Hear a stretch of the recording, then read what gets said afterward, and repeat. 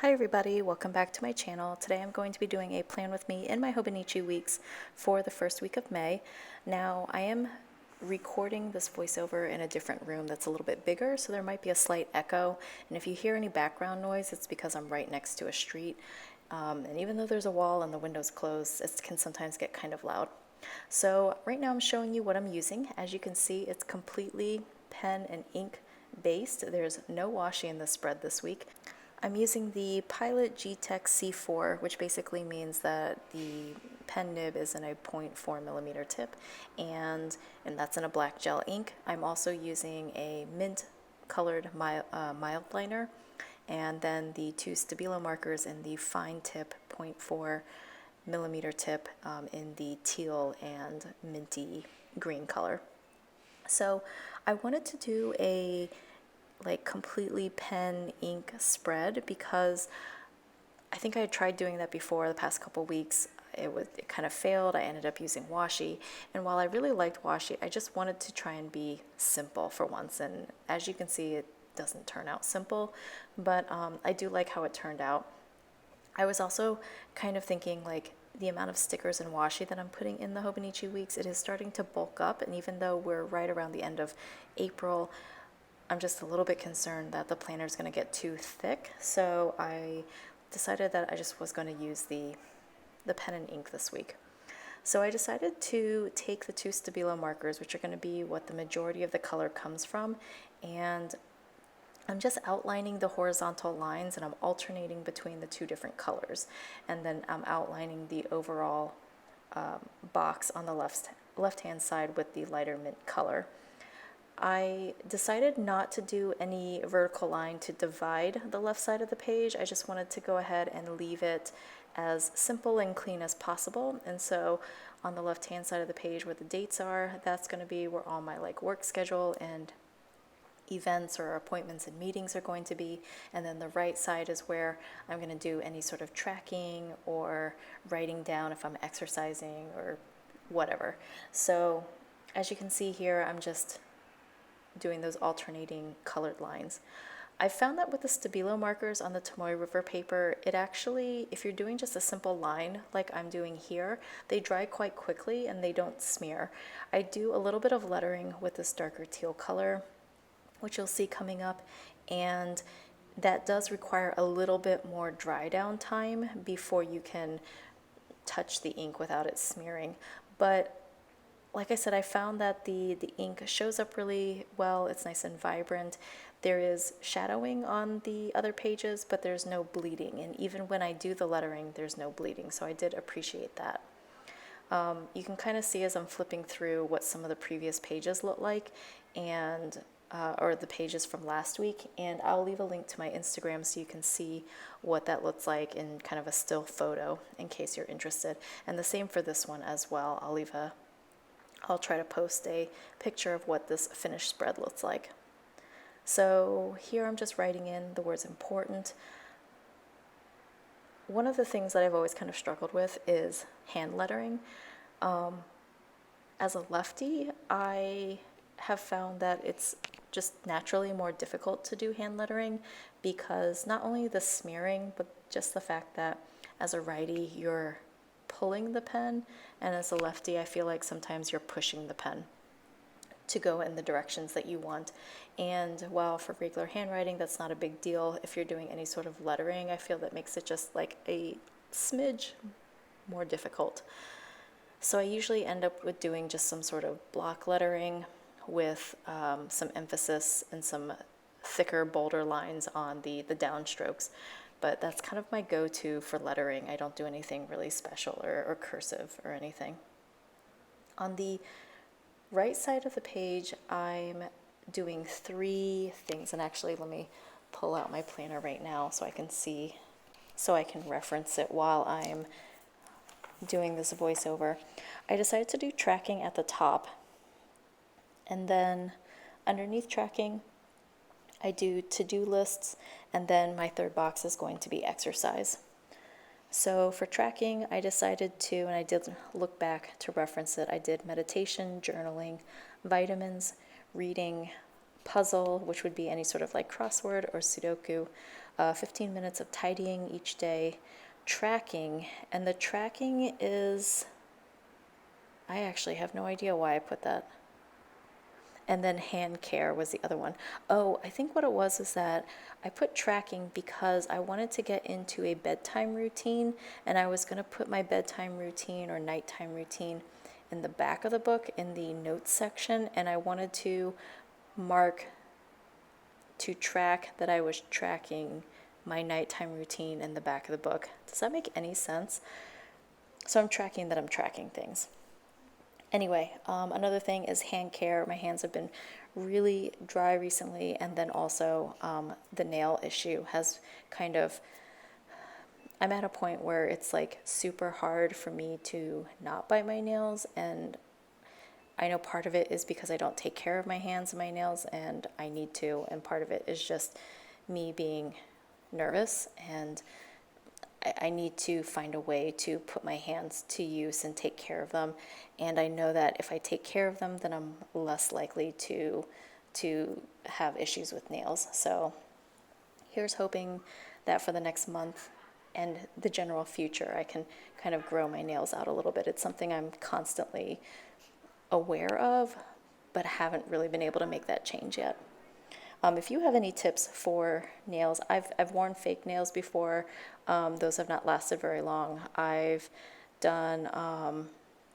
tried doing nail polish. That doesn't work.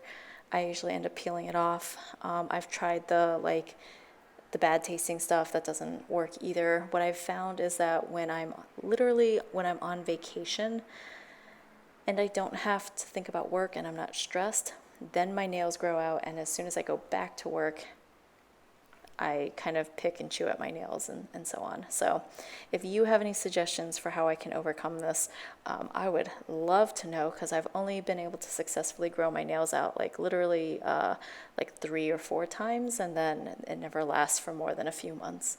So, all right, so that's the tracking. I did decide to put a box around each section to kind of separate them and again add a little bit more color. So now for the next section, I'm just writing out to-dos.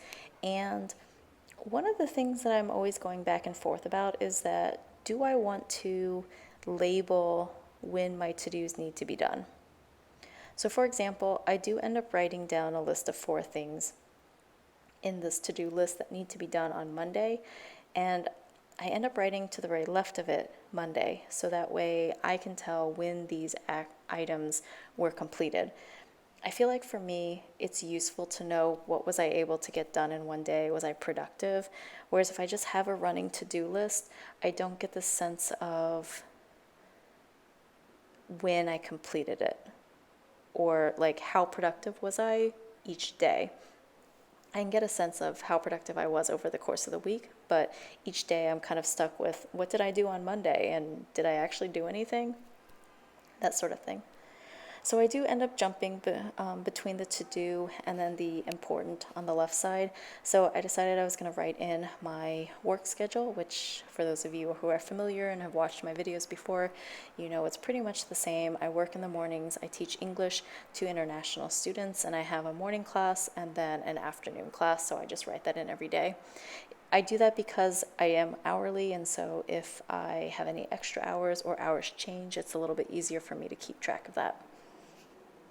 And again, it also makes me feel like I'm a little bit more productive.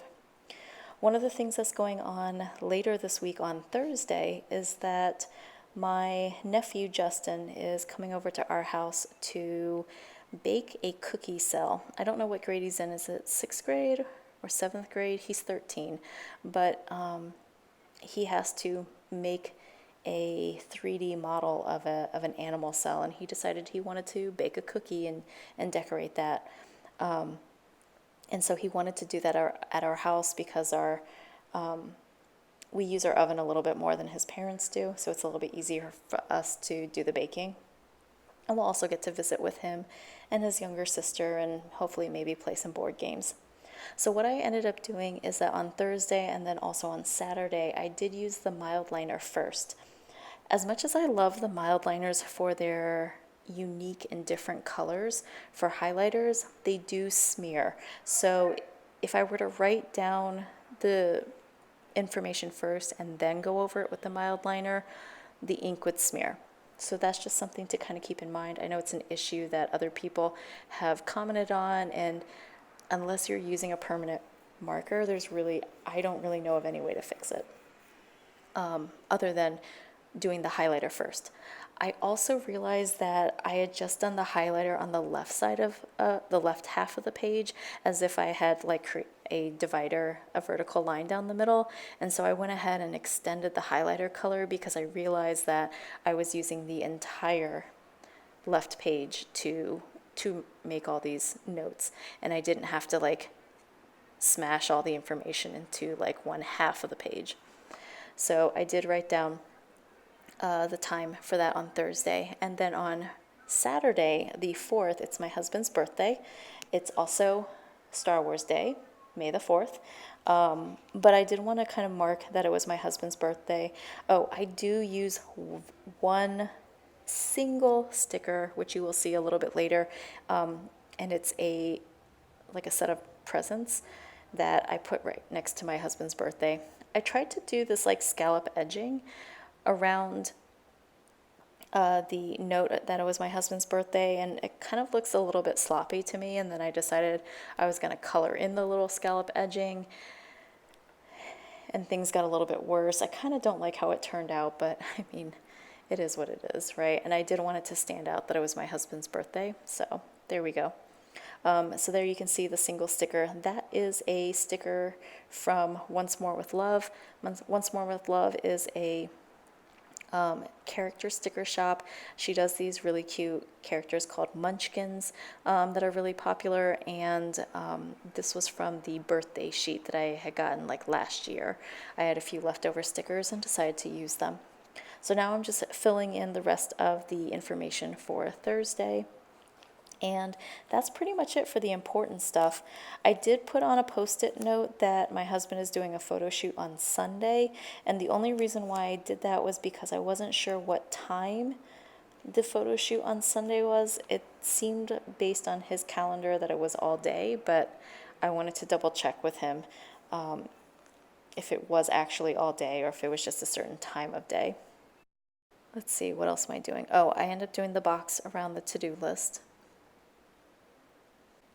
So, well, I guess I'll just talk about the week that I've had, since I'm pretty much just doing lines for this right side of the page. I got to see the Avengers Endgame on Friday, and I'm not going to give any spoilers, but if you are a Marvel fan and you haven't seen it yet, you should definitely go see it. I'm a Marvel fan, but I'm not a super fan. So like, while I've seen many of the movies, I haven't seen every single movie. So honestly, I haven't seen any of the Thor movies. I didn't get to see Black Panther when it came out. And then I haven't seen any of the Spider-Man movies just because I was a little bit Spider-Man out from the huge franchise over the last like 20 years or whatever. But I have seen a lot of the major ones, and then I definitely saw Infinity War, and then I saw Endgame, and it was pretty amazing. I know there were parts that I think I would appreciate more if I had seen each of the movies, but I did really like and enjoy what I saw. And I got to see that with my husband and several of our friends. We ended up getting like tickets for I think like 6 or 8 people. So that was really cool. And because we went on Friday, we were there in the evening, and there was this guy behind us, and he was just like, oh, like screaming during certain parts of the movie. And he was like, this is all, yes, yes. Like it sounded like as if he were at a sporting event. It was kind of funny and a little bit like, oh my God, he's a super fan. But my husband actually saw the movie on Thursday, and he said that the entire theater was like that. So I thought that was interesting. But yeah, definitely a lot of fun. And I think I might even see it again, just so I can kind of take in everything on the big screen. So just to kind of wrap up what I'm doing here, I am using the mild liner. I'm using the thin tip. So if you're not familiar with the mild liners, they are dual tipped. One side is a thicker chisel end, and then the side that I'm using is the pointed, more bullet tip end. And I just did kind of a shadow, a drop shadow around the boxes. And I think that's it. Oh yeah, I did use the Bic whiteout tape. I find that that to me works a little bit better in the Hobonichi because it's not as white as some of the other whiteouts. Like I think Tombow, the correction tape, is very white, and so I like the Bic whiteout tape better with the Hobonichi. Although it is still visible, it's less visible. So that's pretty much it. I hope that your week is going well. I know I'm filming this and hopefully uploading it on Tuesday. But I hope you have a great day and a great rest of the week. I'll talk to you in the comments and see you in the next video. Bye.